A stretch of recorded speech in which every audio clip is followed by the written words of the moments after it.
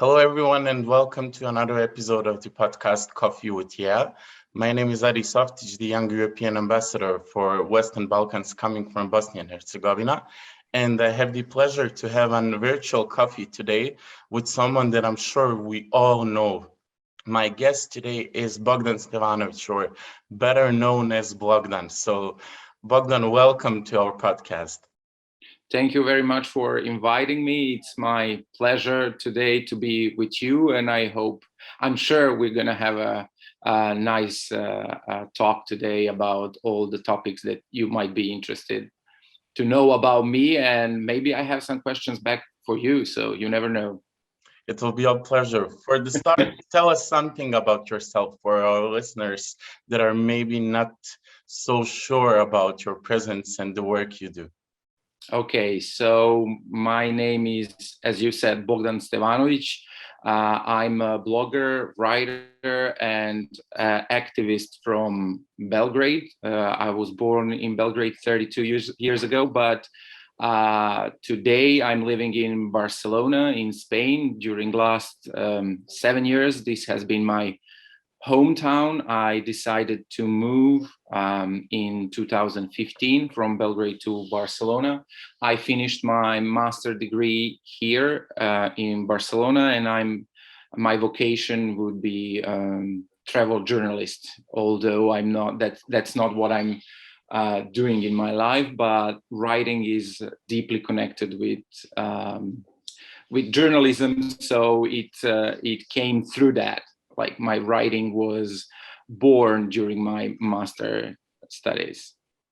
Amazing. Now we know the roots of all the things we love to read on the internet. So, Bogdan, you're a very, very influential person to young people in the region, and you, of course, inspire them, which is a bit hard, you might agree, today, since we have lots of content out there trying to get our attention. So tell me, please, what are your views on the youth activism in the Western Balkans, since you're an activist yourself? And can we do more, and how? You know what? You cannot be activist if you don't believe in good in people, and you cannot be an activist if you're not idealist at the same time. So although I have detectors for what's bad in society, so I'm inspired to change that, I also have detectors, I must have detectors for what's positive in society, so that's pushing me further. And definitely what I see in young people is something positive. And as much as time goes by and new generations are coming, I'm not stupid. Like, of course, I can see what's also what can be better, like education system, like standard in Western Balkans and all that stuff. But also I see that young people are not living anymore in the past. They want something new, they want something different. And what makes me angry is that politicians do not have young people on their side. Young people are not on their map. Only old people are on their map because they're a little bit easier to manipulate through media. So definitely I talk to younger generations mostly, because I think I'm on the breaking point in my life when I'm not that young anymore, but also not that old still. So I kind of see you, all people who are like my niece. She turned 18 a couple of days ago, so I know her generation. But I also understand the generation of my parents who are like 60. So maybe that's why I have some kind of, let's say I speak language for wide audiences, because young people get me and older people also get me. So yes, I see some positive things and important positive things in younger generations. And I believe that when I decide to retire, there will be some great people to come in my shoes.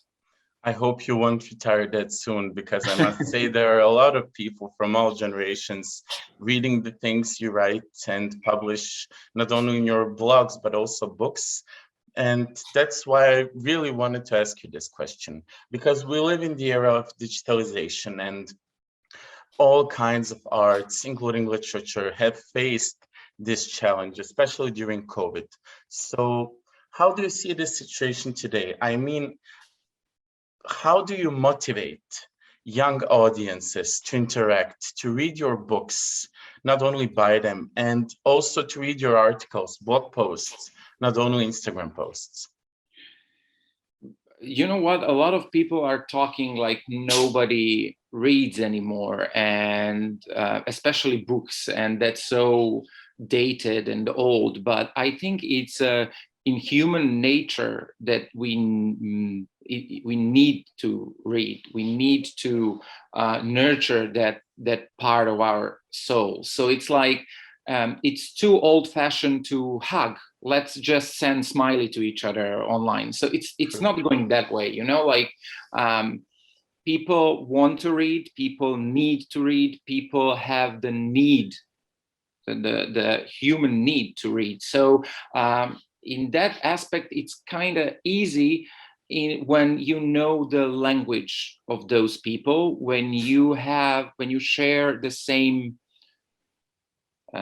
problems, when you suffer the same way, when you have similar backgrounds. So for me, all those things help me poke my finger in the right direction. So they want to maybe know my point of view on some topics. So they agree or disagree, but they understand me.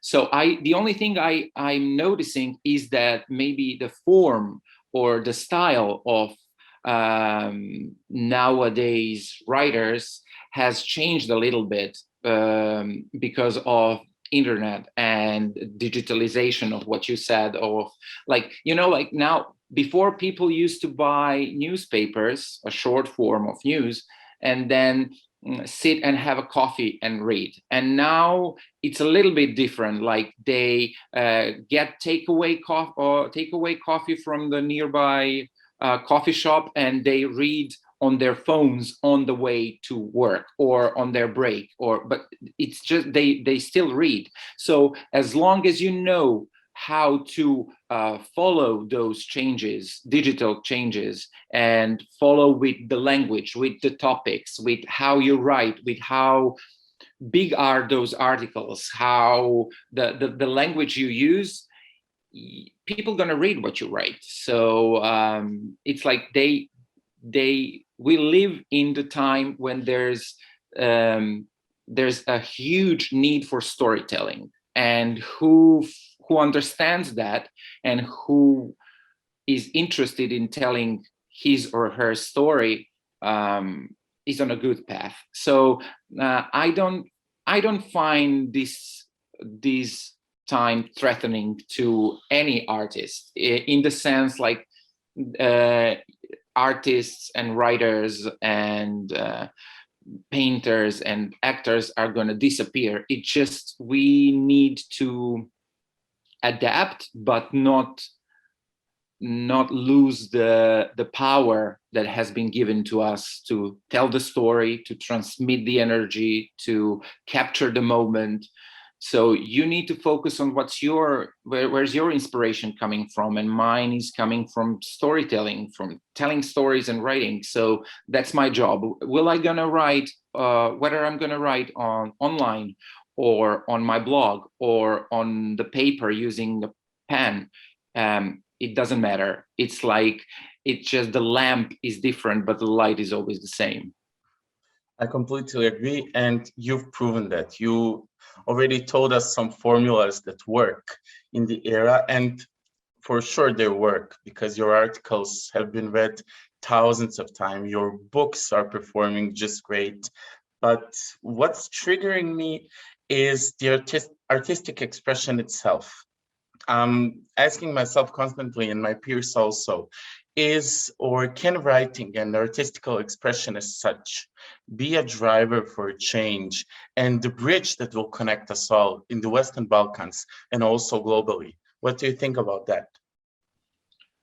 Well, if I, from my standing point, like far away from Western Balkans, I'm in Western Europe, where the only field where I see cooperation in Western Balkans would be the art, actually. And I really think that that's the only bridge which is safe and won't be on fire among people in Western Balkans, because we all want to listen to music. We all enjoy art. And I think that some people who are not so active in that, let's say,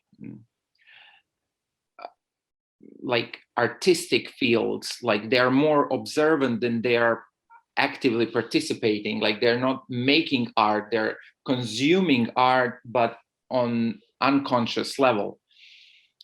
They don't even know whether that actor is coming from Bosnia and Herzegovina or from Serbia, or is that music from Croatia or from Macedonia.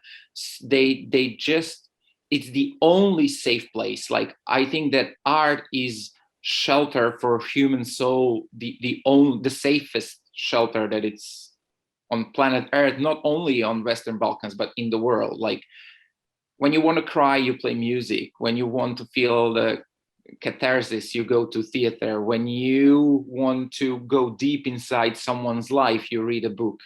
So it's kind of, you escape to meet yourself. That's so strange, you know? And I think that people from our countries, they really want to escape somewhere, but they cannot. So the only way how they can escape is to find something what is real, like a book or a story, even though it's fiction. It's fine. It's kind of crazy, you know, like it sounds like like it's there's something contradictory in it, but I think that makes it even more interesting. So you said one really nice thing, meeting yourself and the comparison with a shelter. We faced with COVID a lot of restrictions that were imposed, and young people that got affected, especially, and of course the whole world. So mental health among young people became again a very relevant topic and a topic for discussions.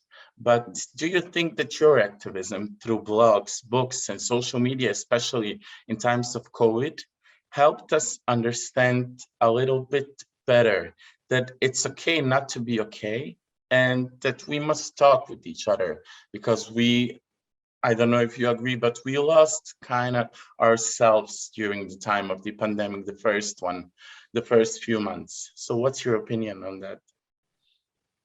You know what? I never did it on purpose, like to trigger those topics like mental health among young people, because in a certain way, I don't think I'm aware of how huge, how challenging is to live nowadays with your with the whole world that you're carrying in yourself, which is colliding with the world that is going on the outside.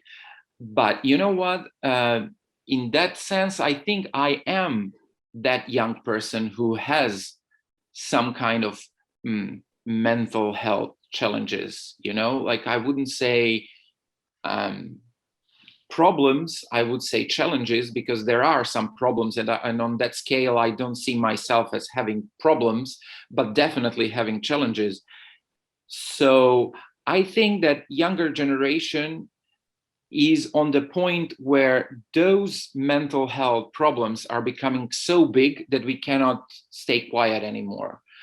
Our parents talked about some other problems, some existential problems, but our generation is here to talk about what's happening on the inside. Not that we don't want to get rich, you know. I think that millennials, we don't want to get rich because we see how much that actually costs. Yes. And what's doing to your mental health and how it's destroying your life, actually, because the hustle is 24/7, and we would rather have just enough that we can get for ourselves what we want, travel a little bit, and sleep tidy, nicely, and in a cozy bed. You know, we want to create, we want to travel, we want to meet people, and we want to feel good. And our parents didn't think about feeling good. They were thinking about providing what's necessary to wake up tomorrow. So, you know, it was like a survivor from the outside, and our struggle is survival from the inside. So I think I came to the point where I don't want to be quiet on those topics anymore. And who gets it gets it. Who doesn't, he's gonna get it. You know, it's gonna happen. Like I'm number one. Like my instincts are telling me how life is gonna look like in 10 years. And I'm already living in a country where human rights, mental health issues are already 10 years in advance from Serbia or from Western Balkans. So I'm like 20 years like fast forward in advance from some mindset and that has been happening in Serbia right now. So I'm not afraid to speak what I think, and I'm not afraid to put some light on the topics that are going to happen. You know, like maybe some people doesn't find those topics relevant today, but when their children start facing those topics in like 5 years, they're gonna find it relevant. So I'll be there. I completely agree with what you said earlier. We talked about media consumption as such, and our project, so the Young European Ambassador Project, is working very hard to spread the message to young people about the importance of media literacy. So I'm interested in how do you understand this issue, and furthermore, what would you recommend to young people, Bogdan, when it comes to consumption of media content, both in digital and traditional media? Well, I think the most important literacy in 21st century is the online literacy, like to distinguish what is real or not, what is true or not, and to know how to spot the fake news from real news.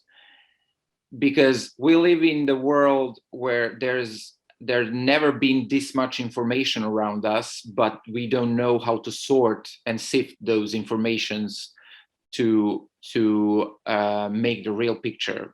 And now we're like, it's kind of it's a war zone outside, you know, like there are some people who are fighting for something that the other half of planet is completely in distrust that people can fight against vaccines, you know, and the 50% of people are fighting against, and 50% is like, this is our way out.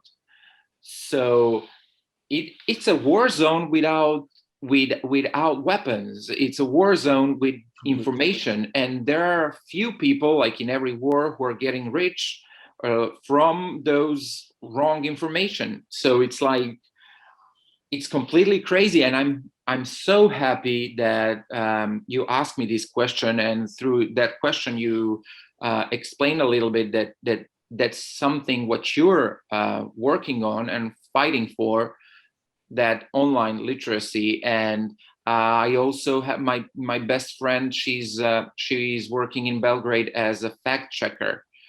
So and I know also through her that there's a lot of independent media in the region who are actually fact checking Yes. all the news in the region, and it's like a beacon of light in these dark times, because Yes.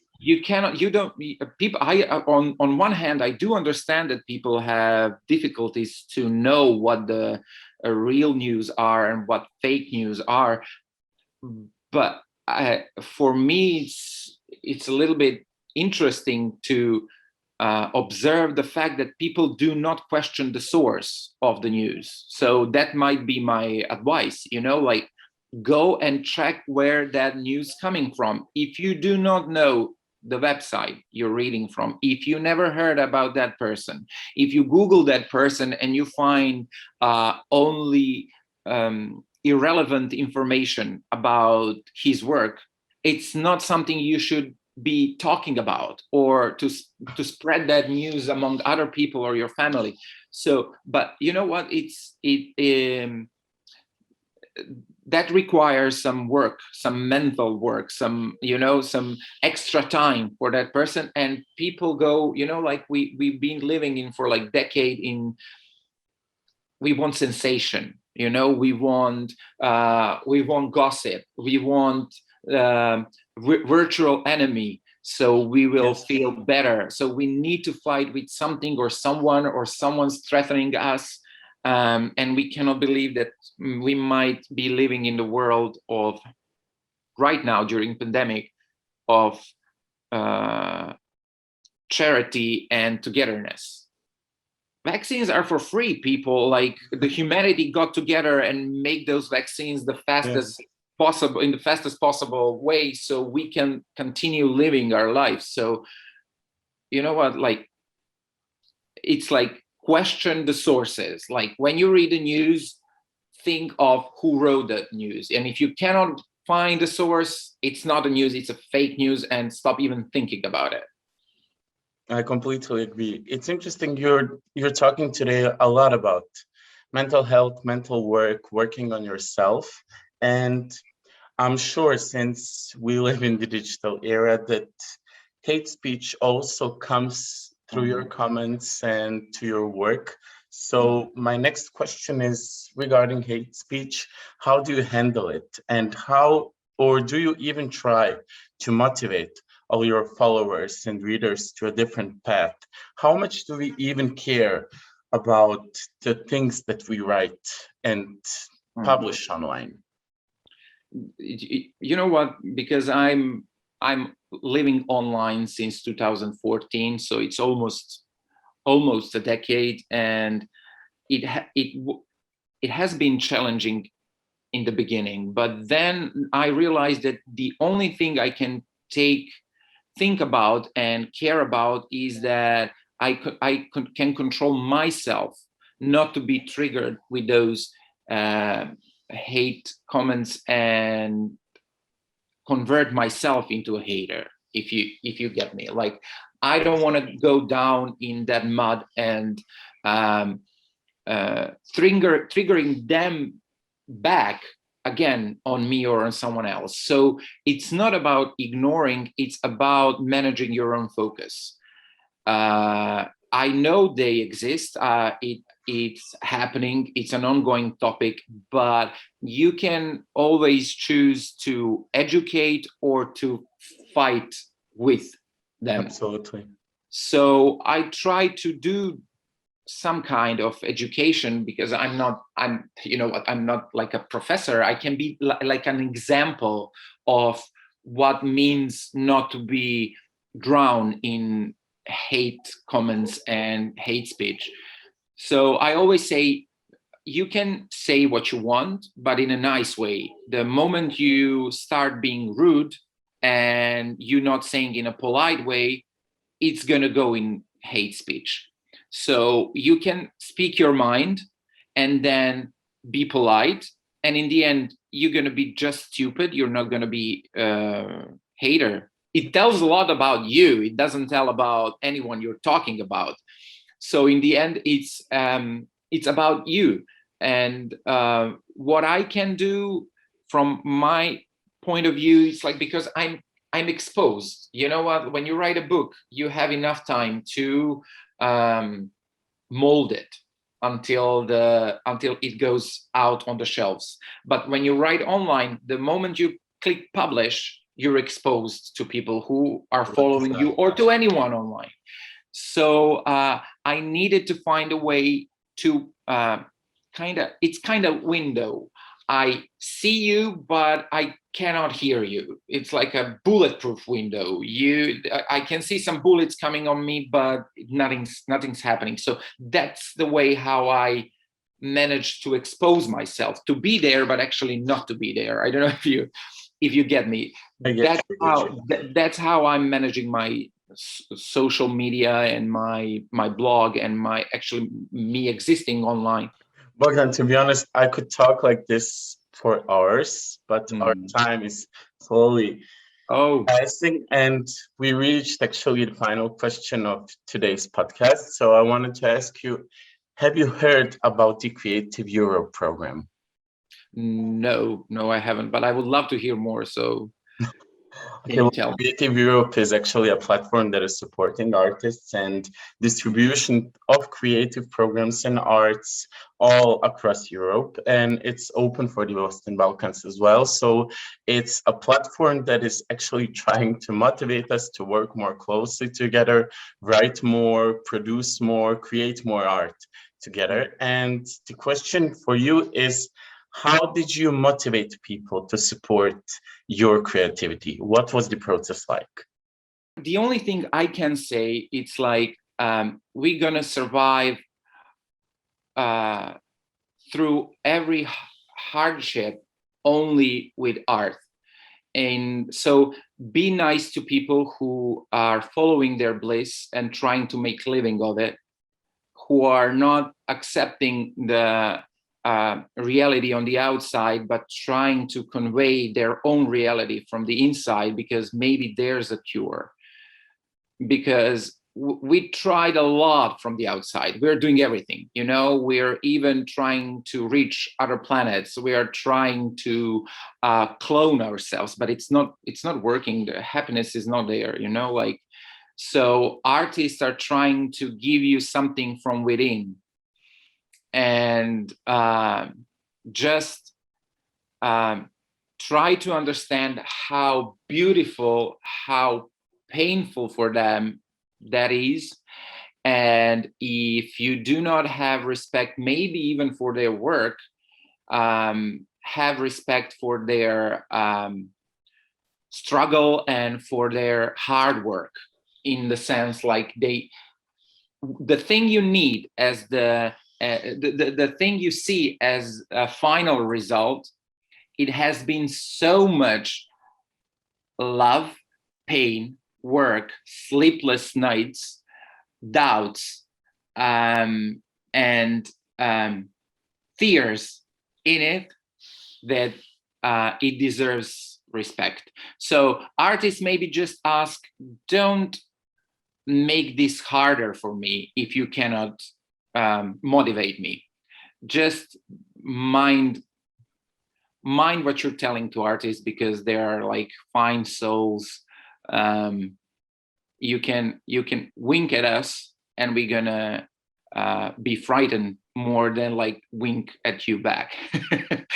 Like that those kind of souls artists are.